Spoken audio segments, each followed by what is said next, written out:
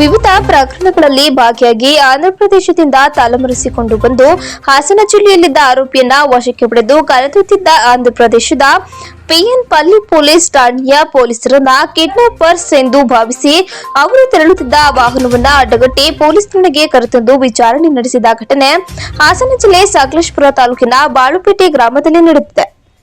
ರಕ್ತಚಂದನ ಮಾರಾಟ ಹಾಗೂ ಪೊಲೀಸ್ ಮೇಲೆ ಬೈಕ್ ಹತ್ತಿಸಿ ಕೊಲೆಗೆ ಯತ್ನಿಸಿದ ಸುರೇಶ್ ಎಂಬ ಆರೋಪಿ ಆಂಧ್ರಪ್ರದೇಶದಿಂದ ತಲೆಮರೆಸಿಕೊಂಡು ಬಂದು ಸಕಲೇಶಪುರ ತಾಲೂಕಿನ ವಲಹಳ್ಳಿ ಗ್ರಾಮದ ಕಾಫಿ ತೋಟವೊಂದರಲ್ಲಿ ಕೆಲಸಕ್ಕೆ ಸೇರಿಕೊಂಡಿದ್ದ. ಖಚಿತ ಮಾಹಿತಿ ಮೇರೆಗೆ ಆಂಧ್ರಪ್ರದೇಶದಿಂದ ವಲಹಳ್ಳಿಗೆ ಬಂದಿದ್ದ ಪೊಲೀಸರು ವಲಹಳ್ಳಿ ಗ್ರಾಮದ ಕಾಫಿ ತೋಟದಲ್ಲಿ ಕೆಲಸ ಮಾಡುತ್ತಿದ್ದ ಸುರೇಶ್ನನ್ನ ವಶಕ್ಕೆ ಪಡೆದಿದ್ದಾರೆ.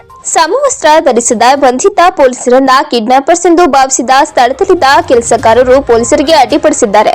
ಸ್ಥಳೀಯರ ವಿರೋಧದ ನಡುವೆಯೂ ಆರೋಪಿ ಸುರೇಶ್ನನ್ನ ವಶಕ್ಕೆ ಪಡೆದು ವಾಹನದಲ್ಲಿ ಆಂಧ್ರಪ್ರದೇಶದ ಪೊಲೀಸರು ಕರೆದೊಯ್ದಿದ್ದಾರೆ. ಪೊಲೀಸರೆಂದು ತಿಳಿದ ಕಾಫಿ ತೋಟದ ಮ್ಯಾನೇಜರ್ ನಮ್ಮ ಕೆಲಸಗಾರನನ್ನ ಯಾರು ಕಿಡ್ನಾಪ್ ಮಾಡಿಕೊಂಡು ಹೋಗಿದ್ದಾರೆ ಎಂದು ಸಕಲೇಶಪುರ ಗ್ರಾಮಾಂತರ ಪೊಲೀಸ್ ಮಾಹಿತಿ ನೀಡಿದರು. ಕೂಡಲೇ ಕಾರ್ಯಪ್ರವೃತ್ತರಾದ ಸಕಲೇಶಪುರ ಗ್ರಾಮಾಂತರ ಪೊಲೀಸರು ಆಂಧ್ರಪ್ರದೇಶದ ಪೊಲೀಸರು ತೆರಳುತ್ತಿದ್ದ ವಾಹನವನ್ನ ಚೇಸ್ ಮಾಡಿ ರಸ್ತೆಯಲ್ಲಿ ವಾಹನ ತಡೆದು ವಿಚಾರಣೆ ನಡೆಸಿ ಪೊಲೀಸ್ ಠಾಣೆಗೆ ಕರೆದೊಯ್ದಿದ್ದಾರೆ. ಪೊಲೀಸ್ ಠಾಣೆಯಲ್ಲಿ ವಿಚಾರಣೆ ನಡೆಸಿದ ವೇಳೆ ಎಫ್ಐಆರ್ ಪ್ರತಿ ಇತರೆ ದಾಖಲೆಗಳನ್ನು ಆಂಧ್ರಪ್ರದೇಶದ ಪೊಲೀಸರು ತೋರಿಸಿದ್ದಾರೆ. ನಂತರ ಸಕಲೇಶಪುರ ಗ್ರಾಮಾಂತರ ಪೊಲೀಸರು ಆಂಧ್ರಪ್ರದೇಶದ ಪೊಲೀಸರನ್ನ ಕಳಿಸಿಕೊಟ್ಟಿದ್ದಾರೆ.